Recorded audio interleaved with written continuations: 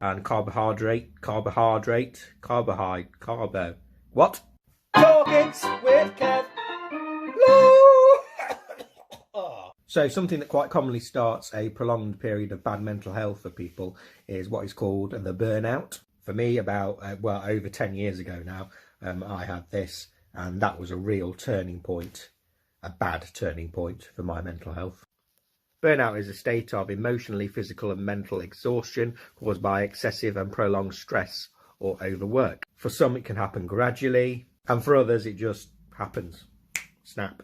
The emotional effect is often that things in your life, work, home, social life, whatever, sort of just don't mean anything to you anymore.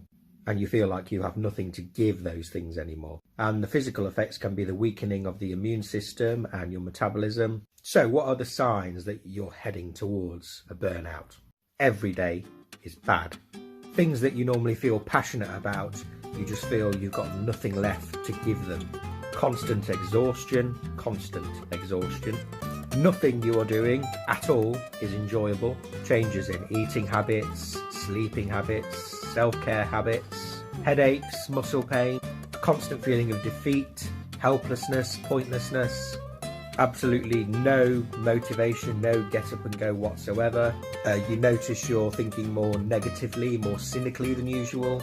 Social withdrawal or isolation, especially if you find you are preferring that withdrawal and isolation. Procrastination, but only if it is unusual, by the way. I mean, for me, I do that all the time. Drinking more than usual, drugs, being short-tempered, being unusually tardy, or perhaps having sick days off work, not because you feel particularly ill, but just because you just can't be arsed with it today.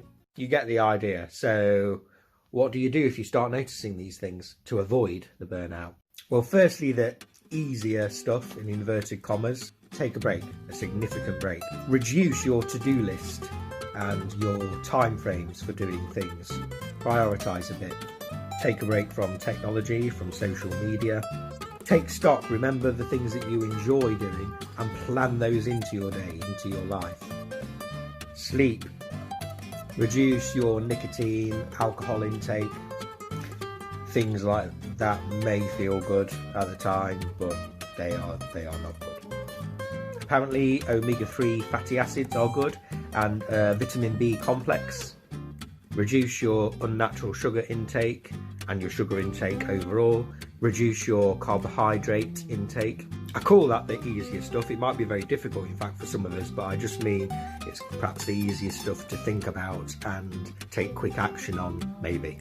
And then there's the slightly more difficult stuff, which may take a bit more thought and time. Exercise, increase your exercise. I did a video on that and the benefits of that, which I'll link in the description below. Start with your GP, talk to your GP. Talk to your friends, family, co-workers, people you trust. And perhaps connect with a community group or support network, not necessarily for mental health, for something you enjoy, could be mental health as well. Quite a difficult one. Try and limit your contact with people you feel have a bit of a negative impact on your life. If you work, talk to your manager. Now, it may be that it turns out they're an arse, but at least you'll know where you stand with that and not have to think about that. But hopefully you'll find that they are understanding and can do things to help you, adjust things at work temporarily a little bit. If you have a workplace union, contact them, contact your rep, contact one of the officers. Please have a look at some of the other things in the description below, some of the other things in this channel, including the mental health playlists, my own one, and one that's of videos from elsewhere on YouTube. I hope everyone's all right, and if you're not, that's okay too. Take some time out, relax, look after yourself, and when you're ready, try again. Thanks then.